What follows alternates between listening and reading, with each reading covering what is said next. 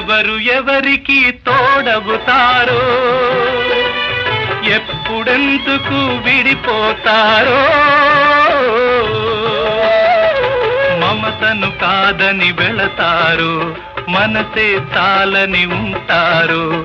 ఎవ్వరి పయనం ఎందాకో అడగదు ఎవ్వరిని, బదులే దొరకదని. అడగదు ఎవ్వరిని, బదులే దొరకదని.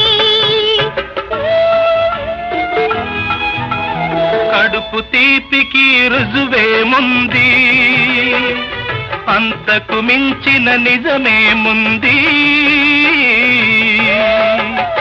కాయే చెట్టుకు బరువైతే చెట్టును భూమి మోస్తుందా?